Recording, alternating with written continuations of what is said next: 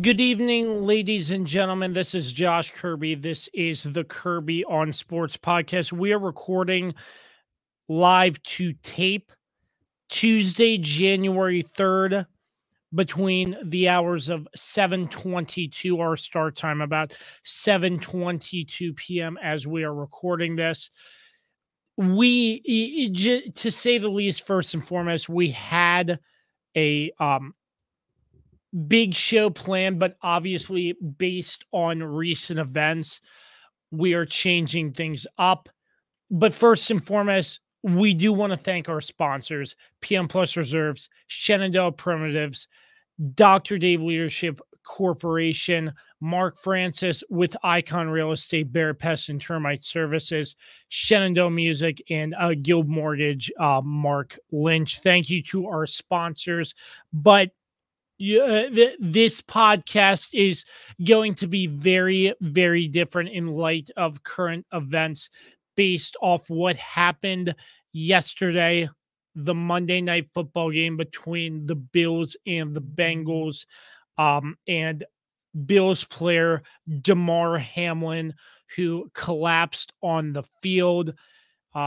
The three-man booth is with me. We'll just bring him right in. First and foremost, Dan Dembski, then the Swiss Army knife, Carlos Martinez. Gentlemen, first and foremost, Happy New Year. But just putting this into perspective, it's basically, this was a game that was well talked about. Mm-hmm. But ever since this incident happened, none of that seems to matter. It does not matter at all. I mean, I was up. How it started for me, because I was trying to get an early night, and then I just hear, he went down. Hamlin went down. They're giving CPR. And I was like, I have to watch and see what's going on. And one thing turned to the next. And then I'm up till 12:30, just making sure this young man is all right. 24 years old, my age. And I did see a replay of the hit that was made. I don't want to speculate on what might have happened. I'm just going based off the facts, but based on what I saw, it didn't look like a bad hit or a hard hit or something. So, no. Yeah, I'm not really sure there, but basically how it started for me was I just heard it from you about the hit, how he came up and then collapsed. And I was like, well, this could be just a concussion or something. And then the tone just started to change slightly, and then players got distraught. And that's when I really said to myself, something more is going on here. And who knew that it would have led to this, but here we are. And now the entire world, not just the NFL football community, is rallying around Damar Hamlin because of what happened on Monday night, yesterday, as we are recording this podcast. Dan, let me start with you. I'm sure you were watching the game. I did not see initially when it happened, but I know TV, you don't always get like the full picture, so you probably didn't see everything. But when you saw what happened, when did the emotions start to shift into this is taking a turn for the worse? And yeah, I don't think any of us have seen anything like this. So I just want to get your thoughts on all of this, because it's a shock to the football world. Obviously, our thoughts and prayers are out to Damar Hamlin, hoping for a recovery. So, Dan, I will start with you on that, with that question. Just your thoughts about this, because this is something that does not happen every day. Well, it started for me. I had the game on my phone, was sort of off to the side because I was watching something on Netflix or something along those lines. Um, and I heard them say there was an injury, and they cut away to commercial. And then a few minutes later, I noticed they kept cutting the commercial, and I noticed that the teams were gathering around. And that's at that point I thought something was really off. Because that's not normal. I mean, usually they do one commercial break for serious injuries or injuries where guys have to be carted off the field. You know, they're able to get them on the cart and then they're taken off the field after usually one commercial break. But when it was 2 or 3 commercial breaks, I immediately pulled my phone out, and I heard Joe Buck describing the situation. Which, by the way, hats off to ESPN for their absolutely stupendous coverage of a horrific situation. Um, there's just no way for anyone to prepare, whether it's in the news world or what have you, to deliver, updates and news of that tragic situation that we saw. Um, that's when I heard him say that they were doing CPR on Damar Hamlin at that point, and that's when I was just shocked. I never in my life have heard of something like this happening in sports, and I know, of course, what was the name of the player, Carlos, the soccer player who collapsed a Christian couple years ago? Eriksen. Yeah, Christian Eriksen, yeah. Of course, that one was brought up later on during all this, but I mean, it was just I was just appalled. And it definitely hit me when I saw, like you said, Josh, the emotions on the players' faces, the tears of Josh Allen, especially his, Hamlin's Bills teammates. At that point, that's when it got real to me. I knew something was seriously wrong. And I noticed that before Joe Buck made the announcement that they were doing CPR at that time, like while the broadcast was going on. And it was I was just stunned. I couldn't say anything. I mean, obviously, I was by myself, so I wouldn't talk to myself or anything like that. But I didn't know what to do. I felt like Carlos said earlier on. I kind of felt powerless. And obviously, we all were powerless in this situation. But yeah, I was just shocked and saddened and just hoping and praying for a positive outcome to all this. And and like you guys were just scouring Twitter looking for any sort of information updates. And again, ESPN I thought did a good job. They went back to the studio, and Susie Kolber and Booger McFarland and Adam Schefter. I thought they all did a phenomenal job. I thought Booger McFarland was unbelievable as well. Yep. You could feel the emotion he was delivering in that situation, and it was just raw and real. And I think people needed that to grasp that this is not normal.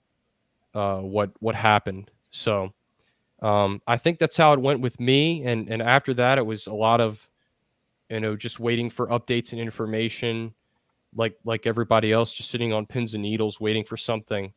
And then when they got him into the ambulance and took him away, I felt a little better because at that point at least they had revived him to that point as best as they could, which again, hats off to the first responders. They did a phenomenal job.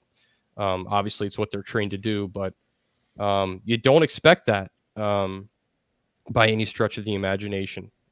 So that's all I can say. How it started for me, and like both you guys, was up late last night, just kept looking for updates and information, and just hoping and praying that this young man makes a recovery, because it's not going to be an easy road from reporting and information that we have so far. I don't think I have ever seen in an NFL game an ambulance go onto the field. And No, it's never happened, I don't think. that Not during an sparked an NFL game. No, for sure not. yeah. So that sparked another red flag for me. Like, why is this happening? Why is that happening? And that's Right. yeah, nonstop. I have the TV on, Twitter on my computer, and Facebook, and just trying to find information because at this point, who gives a crap about the game? It's about this young man fighting for his life. And that's why we're doing this episode, because with the utmost respect, our thoughts and prayers are with Damar Hamlin. I feel like it would be the utmost disrespect for us to talk about anything else, because at this point, anything else is not as important as Damar Hamlin making a full recovery from this. A scary situation indeed. Carlos, I will turn to you, my friend. Just your initial thoughts. What was running through your head when this all took place? Were you watching it live as it happened? Well, I just want to say first, Damar Hamlin's uncle did just do an interview with CNN, basically giving an update on his condition. I'm pretty sure you're going to give that update a little later, so I'll leave that to you, Kirby. But yeah, no, I mean, I was watching the game live. I was here in my room just watching it. I just flipped over from the Rose Bowl, and I was ready for this game because, you know, like you mentioned earlier, Kirby, like there was a lot of talk about this game, potential game of the year. You know, it's the Bengals, Bills, two of the top AFC teams going at it.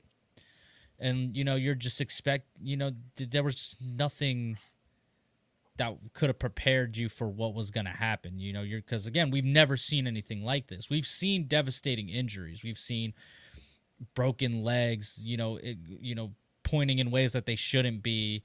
We've seen, we've seen earlier this season, ironically, in the same stadium, Tua Tagovailoa, I tongue-tied myself there, get that concussion and basically have a seizure, look like when his hands started doing weird things. So we've seen, and in all those cases, like you just had this, but like you just somehow had a feeling like they were going to be okay, right? Like they were going to be taking care of everything. This situation was different. While I was watching, I was kind of a little distracted when the initial hit happened. So I didn't actually like see it live. I believe I was just looking at my phone. And then, Joe Buck says, "Oh, another Bills player has gone down. We'll take it to break and we'll be right back."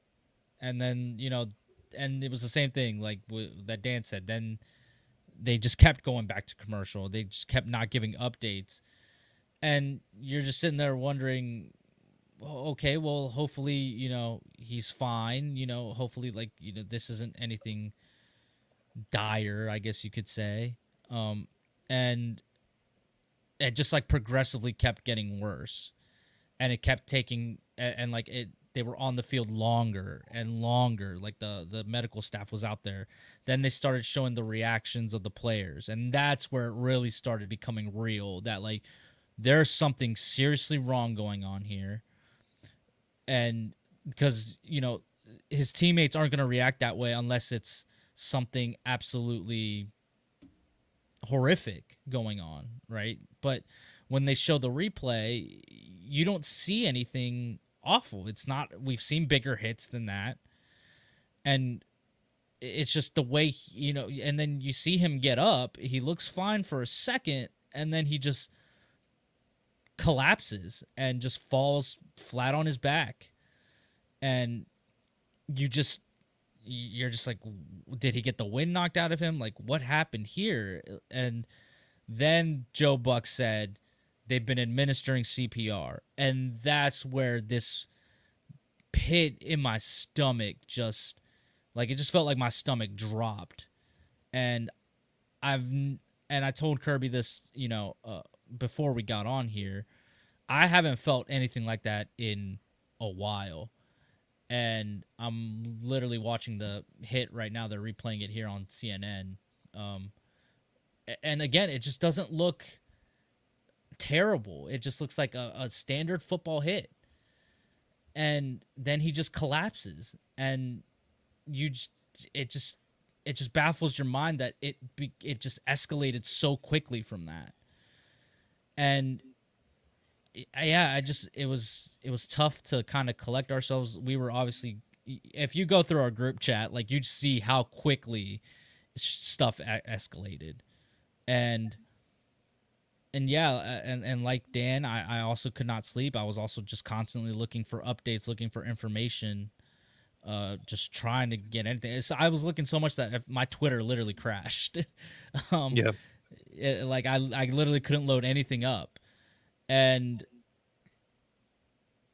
yeah, I like this situation just like truly broke my heart. I feel so obviously my thoughts and prayers go to, Damar Hamlin's family, to the Bills, to just Buffalo in general. Also, they've been through so much this past week with, the winter storm and everything. And then everybody looking for, everybody saying, well, at least we have a Bills game on Monday. And then this unfortunate, tragic situation happens. And we're just hoping that he makes it through, because, I mean, you really start to learn more about this guy. Like, this is a good person. And, like, it's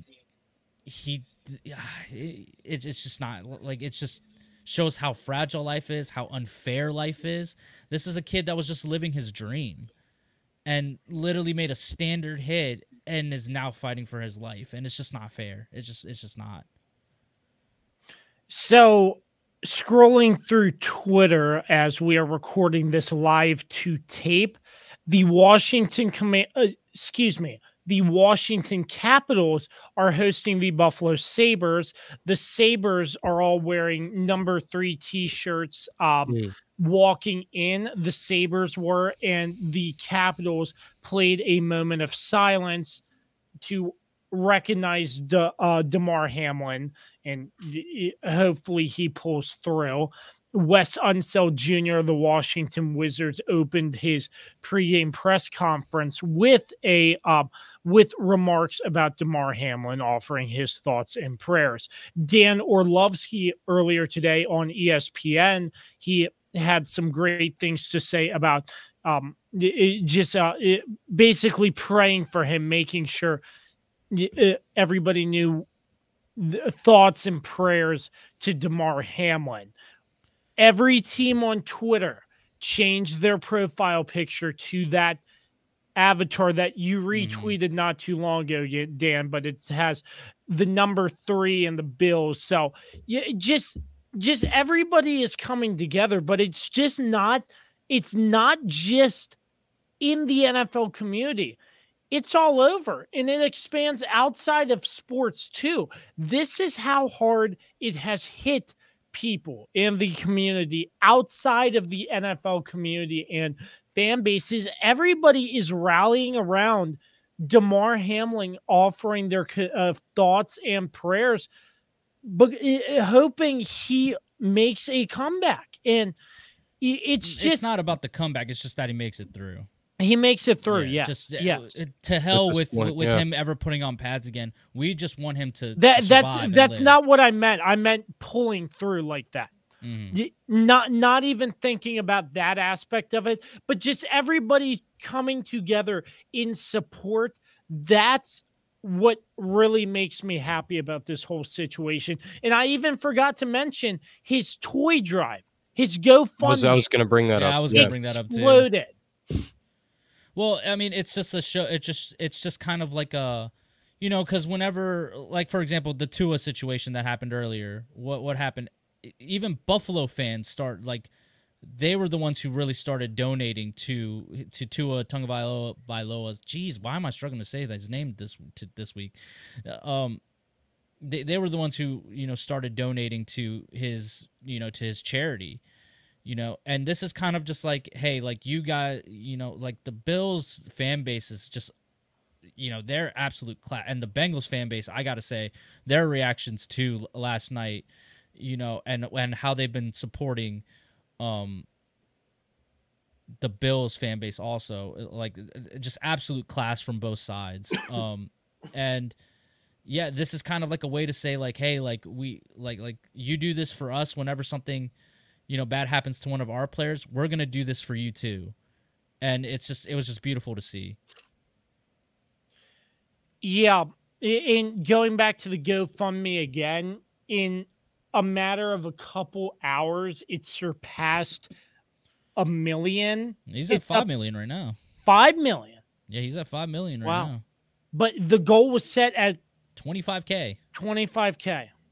So that's just incredible to see. And it was, I'm thinking, Andy Dalton. Was yes. It? Yeah. Andy Dalton donated $3,000 because when Andy Dalton, how Andy Dalton beat the Ravens. Sorry, Dan. And essentially getting the Bills into the playoffs. The Bills Mafia, their fan base donated to his charity. So he just did the same in return, which I thought was class. The outpouring of love and thoughts and prayers from players on social media. It's just amazing to see. Dan, I would like to go back to what you were saying earlier about how hats off to ESPN. I heard some stuff on Twitter that the way ESPN handled things last night, as we're recording on Monday Night Football, is the way future journalism classes should be taught. Do you agree with that? And what really stood out to you, being that you have studied in this field and sort of the do's and don'ts? Even though a situation like this you can never be prepared for, can you just touch on that for us? Yeah, I definitely agree with that. I think what they did a good job of was, first of all, they didn't speculate. They didn't, and that's the first thing you want to make sure you avoid doing. You don't want to put information out there, even if you sound like you're speculating. People tend to get an opinion based off that of a player's condition or whatever the case is. I thought they did a great job handling that. They didn't speculate a lot, but some people really ran with it, and I'm not going to get into it, but go on, continue. Yeah. Yeah, that's the truth. Social media was another story. But I think they did show emotions, but that is a normal human thing. And that's a situation, again, that's not something you can prepare for, especially when you're asking, ESPN, the worldwide leader in sports, to have to handle. Now it goes from a sports story to it's a breaking news story, period. And it is a very sensitive news story as well. The other thing you have to think about too is Damar Hamlin's family. How much information did they know? You don't want to you don't want to leak out too much information if that's known, without confirming, if his next of kin has been notified of all this stuff going on. Yeah. I thought they did a good job of that as well. Also, I'll say just the fact that they were put in such a difficult situation because, obviously they used up all that commercial time. I don't really think they had much left. So they had to fill that airspace. And I think they did a great job with going back to the studio.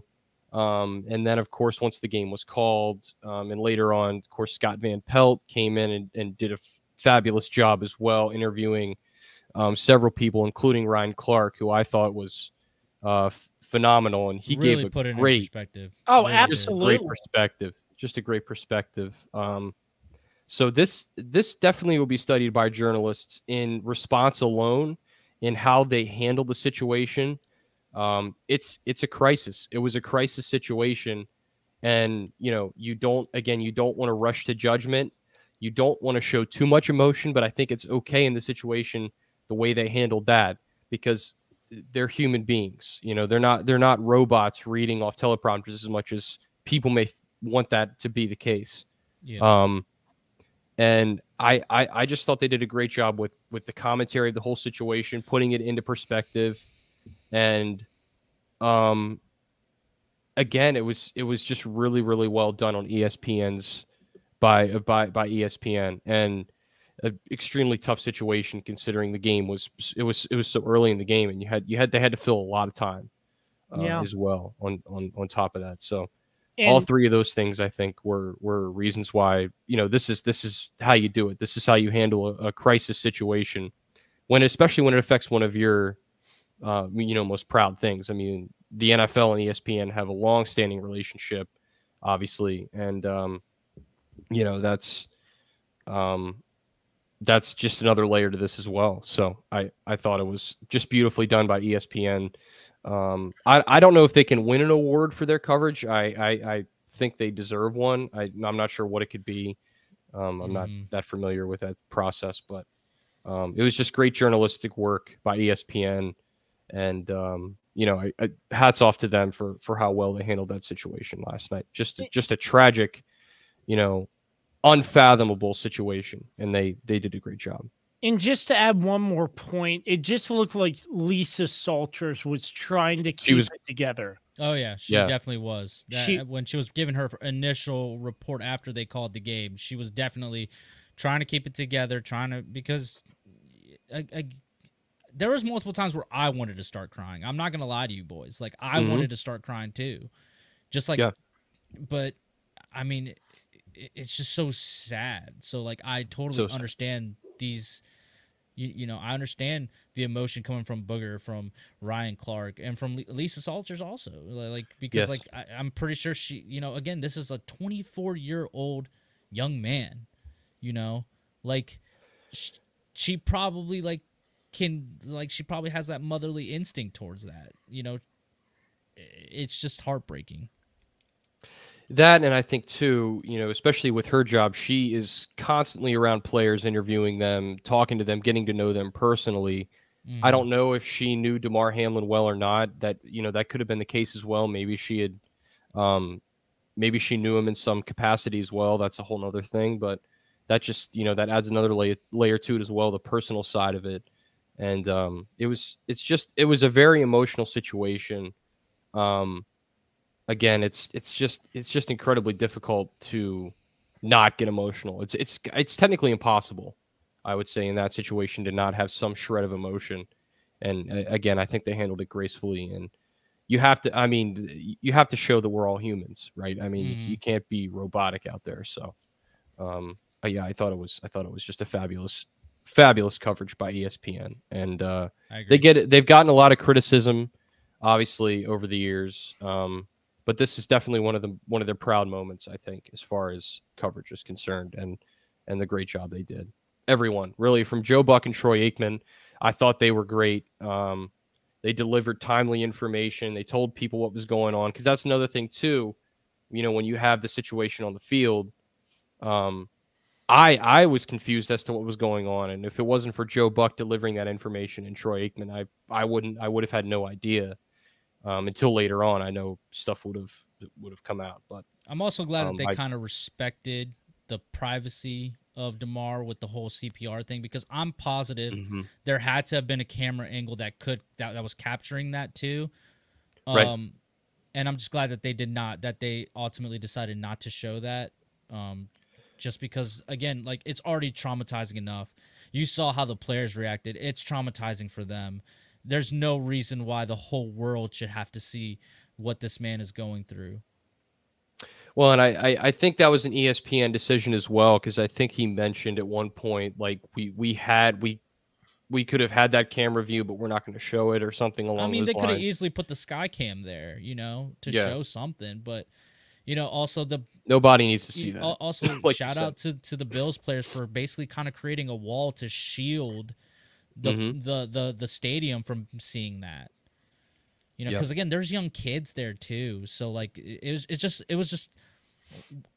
just felt like in that moment a lot of good decisions were made in terms of the way it was covered, the way his teammates kind of wanted to respect his privacy, because it's just, I don't know. It's just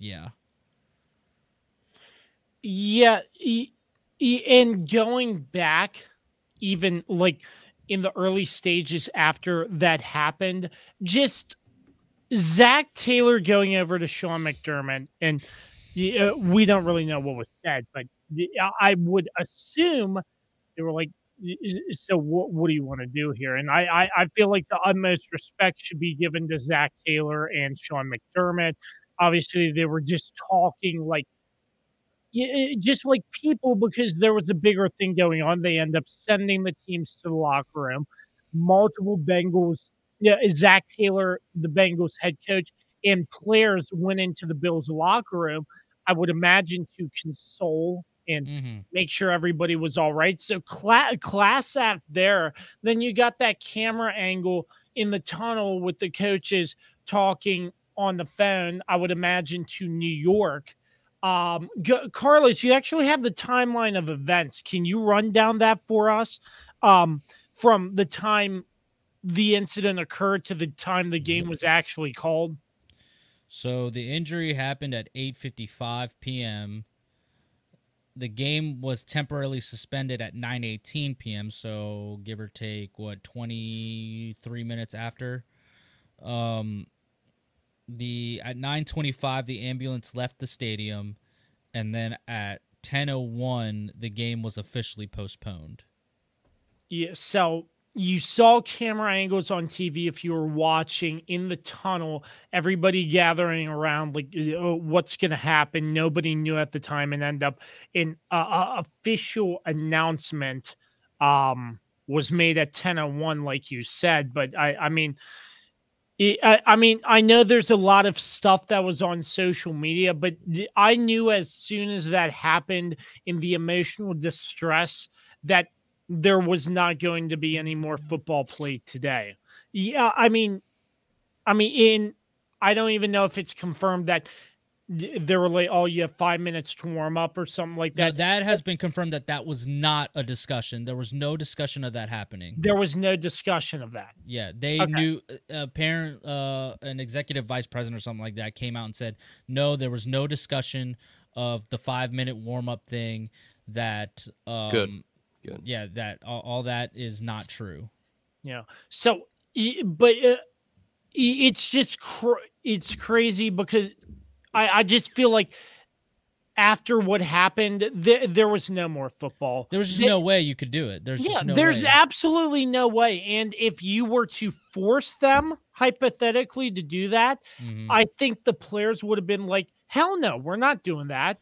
No, we have a fallen brother. I mean, here's the thing is that, like, apparently it has happened before. In 1950 with the Detroit Lions, a guy literally died on the field, and they just took him away, and they forced the game to be continued.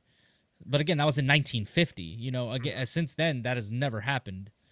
You know, so like it was the right decision to not force this game to continue, despite the fact of how important this is to the playoff race.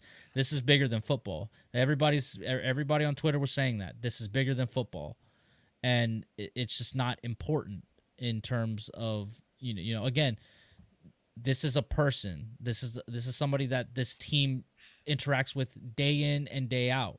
You know, and not only he's not just a football player. He's a son. He's a he's a friend. He's a brother. You know, he's all this other stuff. So it's just like this game is truly meaningless in the grand scheme of things. So and I understand. You know, there was the talk. You know, again, the situation was very raw. And Joe Buck brought it up of the whole 5-minute rule that they were gonna have 5 minutes to warm up and all that stuff. But according to an NFL higher up, that discussion never happened. There was no talk of, okay, you got 5 minutes and then we got to play. Mm-hmm. Well, that's good. At least I hadn't heard that, so that's good. Yeah, that was a very, very obviously unpopular thing. A lot of people were ripping the NFL on Twitter for that one, and according to, again, like I said, a lot of people were ripping them over the whole situation. How long I think that's okay. So here's my take on it. I think that's a little unfair. I think because of how unprecedented this situation was and how many hoops you had to go through. I mean, the NFL had to contact the NFLPA. They had to come to an agreement of, okay, let's postpone this game. Let's figure this out. The players had to go into the locker room. Then they had to talk to the players, be like, hey, what do you guys want to do? Do you guys want to continue playing or do you not? I'm pretty sure they were just trying to give them ample enough opportunity to decide, hey, how are we feeling? Let's collect ourselves. Let's give ourselves time to collect ourselves, and then let's make a decision here. Okay? Then the coaches had to talk, and I'm positive they were the ones that ultimately came to the decision, hey, what's best is to not play this game. Then they had to make the press, they had to, get the statement written out to send out to the public. I think it's a little unfair for people to bash the NFL for the way they handled this, when in reality, okay, the hit happened at, the injury happened at 8:55, and by 10 o'clock the game was called. But they postponed the game literally 30 minutes later. I think it's a little unfair to criticize the NFL as much as they've been getting criticized. I understand they've blundered a lot of situations, and trust me, they are no saints here. But, I think it's unfair to bash them as hard as they've been getting bashed. Yeah, there's a lot that goes into it, Carlos. That's a great point. I think it's just at the time it was a lot of emotional response, immediate response type stuff, and that's the biggest issue I think with social media is the fact that we sometimes react so quickly to stuff that we don't have any information as to why the process is taking that long or as to what the issue is.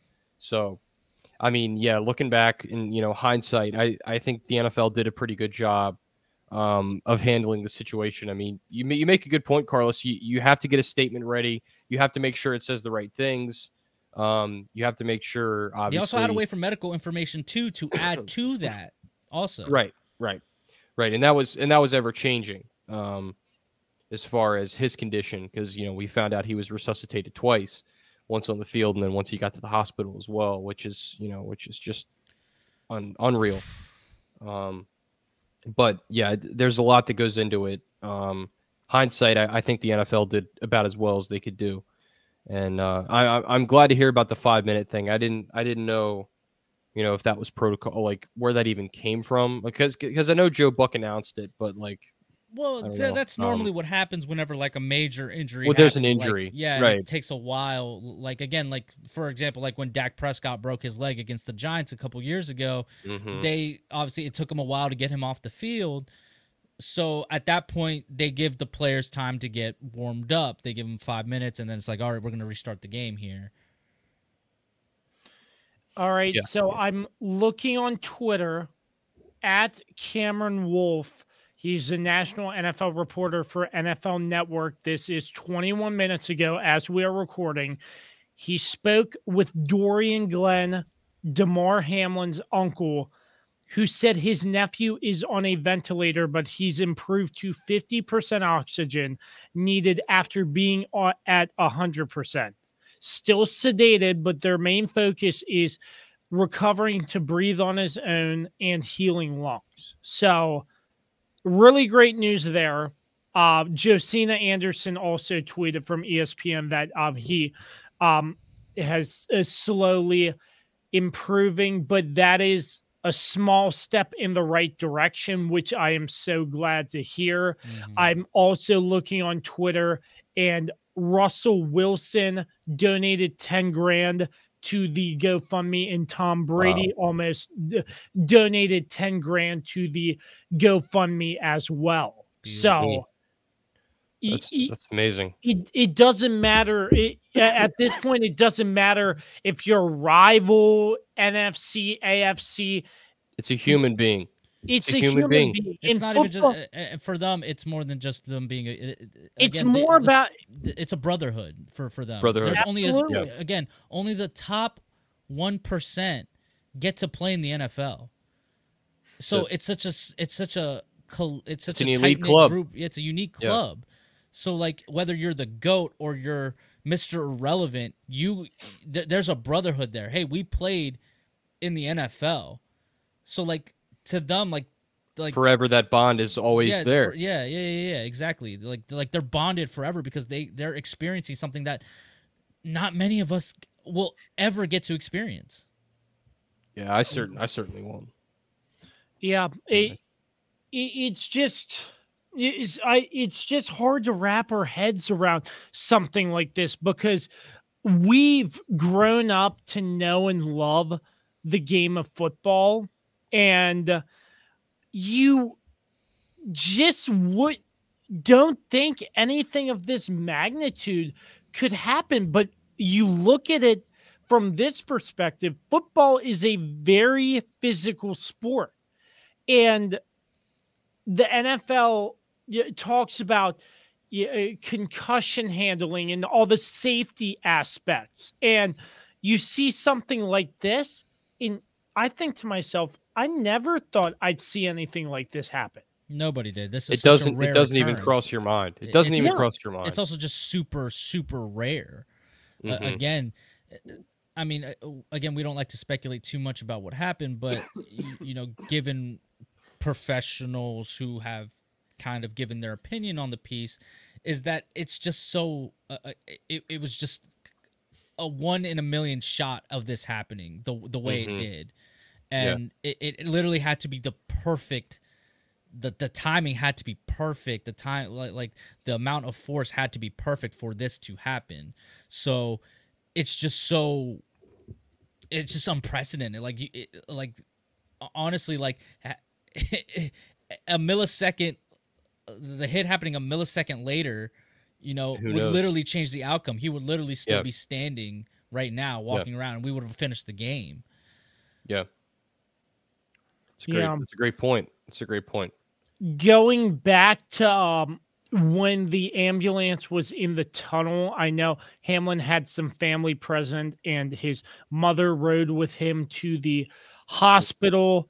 Once the game was called, ESPN reporters were at the hospital, and you saw fans from both sides gathering around.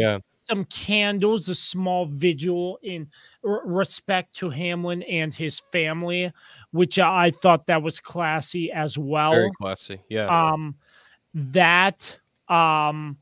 Stefan Diggs, I forgot to bring that up. There's just so much. You brought it up. Oh, did you bring it up during the show? No. I don't remember if you brought it up off air. My bad. Off air. So the ESPN reporter sort of had to vouch for Stefan Diggs because what he said, Stefan Diggs took an Uber to get there to support his teammate, and there was a police officer like, "Hey, you can't come in. We're close," because the severity of the situation, and it's an NFL football player, I would imagine, but. The ESPN reporter, Collie, he was like, "Hey, this is like the top wide receiver in the league and his teammate." And the officer was like, "Okay, come on in." So I thought that was very cool as well. But just the outpouring of love immediately after, fans going over to the hospital, just providing as much support as they could. I thought that was really great. Yeah, there was a post I saw on Twitter from a fan that was at the game that said that they saw multiple Bengals fans consoling Bills fans, grown men crying with each other, just hugging. It's just awesome to see people come together in a time of despair, you know, and it shows the good in humanity that, like, you know, while we live in a crazy time right now, that like we can still come together and console each other, you know, during these times. Because again, what happened last night was absolutely traumatizing, and I can't really ever say we've ever experienced anything like that, and I hope we never have to experience anything like that ever again. Yeah. Just to talk about Damar a little bit more, he came from the University of Pitt. He's had a pretty good career from what I've seen so far, still early and young in his career, but Pitt, Pat Narduzzi offering their support as well. Tomlin in his press conference today. Yeah. I mean, so much outpouring of love, which Yeah, I'm just going to keep going back to that. It's more than just football at this point. Well, even Damar said it himself in an interview I believe he had last week, which is crazy, that it's more than football. Like, there's more to life. Like, this isn't just about football. And we really saw that for sure. It just sucks. It just really, like, nobody should ever have to go through this doing, especially considering that it happened to him doing what he loved, you know? Yeah, it's just a very, very sad situation. But that tweet providing that he is doing better with 50% oxygen, that's a small step in the right direction. Listen, what's the saying in football? As long as, like, just get 1% better every day. And absolutely. And that's it. That's the name of the game, because that means you're doing better than you were yesterday. So he's still fighting, and hopefully he pulls through. Yeah, we're definitely rooting for him. 100%. No doubt about it. And so many other people are too. And I think there's something to that. I really believe it when you have a lot of people behind you. Also, whether it's spiritual or whatnot. I mean, also crazy how his jersey sales have exploded too. Just like, again, giving more support to him. I've even been considering buying one just because I'm like I just want to show my support somehow, some way.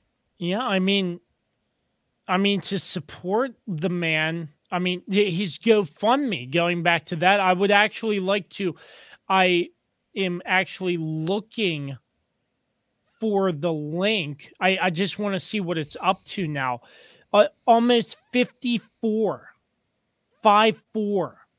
which is just crazy. The generosity, the support. 5.4 million? Yeah, 5.4. Yes. Okay, I was like 54 million. Jesus, who who donated? Yeah, no, I apologize, million. But gotcha. You see everybody donating from $5 to the 10K to the 20K. It just seems like Hamlin, from what I've gathered in the short amount of time from this incident, he loves to give back to the community. And he's a good person. He, like, from everything that I've seen, he was just a good person. And that's why this is so, like, it just makes it even more heartbreaking that, like, this is a guy who was literally just, like, he was just a good person. And it's just like, you don't necessarily find that every day, and especially, again, in the climate that we're in now, like, you just don't find people like that. And he was just doing what he loved. And the fact that, like, he just may never be 100% ever again is just heartbreaking. It's just and his age. I mean, he's 24. Yeah, he's 24. He's 3 years 24 years old. He's in the prime of his life now. It's simply not fair. It's like, yeah. Go back to what Carlos said at the top. It's just not fair. Life is just not fair. And classy by the Bengals lighting Paycor Stadium blue. Miami also lit their stadium up tonight. The Ravens did as well. The Cincinnati Reds turned on their billboard. I think the whole city of Cincinnati lit the city up blue and red. Yeah, but they had, like, their billboards on with a graphic saying prayers for Damar. And a lot of other cities did that as well. Not just football. You saw hockey. Yeah, at the Caps game, I'm looking through Twitter as we are recording, and there are a lot of Damar signs against the glass just in support, because Washington is playing Buffalo, and it's just a sad time for Buffalo fans right now because of what happened. But just the outpouring of love and support is what is so great. And I just think it's incredible to see. And my hopes, my thoughts, my prayers, slowly but surely he gets better and better each and every day. Yeah, I think you summed it up beautifully. look, we're all just rooting for this young man to just be able to live again. I think that's the biggest thing, and that goes without saying. We just want him to be able to live a life. I mean, that's all we can hope for. And the good thing about it is, and this is something I read last night, that particular team at the University of Cincinnati Hospital is one of the best trauma units in the country. So he's in really good hands, and I just hope they're able to find a way to heal him. That's because that's my hope. Like we've been saying, this is much bigger than football. This is so much bigger than football. When we say we want him, just to live a life, like it doesn't matter whether he puts pads on ever again. Like it's just we just want him to be able to heal himself enough or recover enough to be able to just live a life and not be severely damaged by this by this whole situation. And it's just so heartbreaking, and you just hope we're just all hoping for the best. We're rooting for him. We want him. We just hope that all these prayers and stuff are going to be answered, because it's just, we just need something. Like, we need something here, and we're just hoping for the best right now. Our thoughts and prayers are with the Buffalo community, the Buffalo Bills, Damar Hamlin, his family, his friends. As of right now, as we're recording, he is to a 50% oxygen. I have not heard anything else prior to that, as last night, Monday Night Football, he collapsed on the field. It is confirmed by the Buffalo Bills on social media that he did have a heart attack. He had to get cardiac arrest. Cardiac arrest. Yes.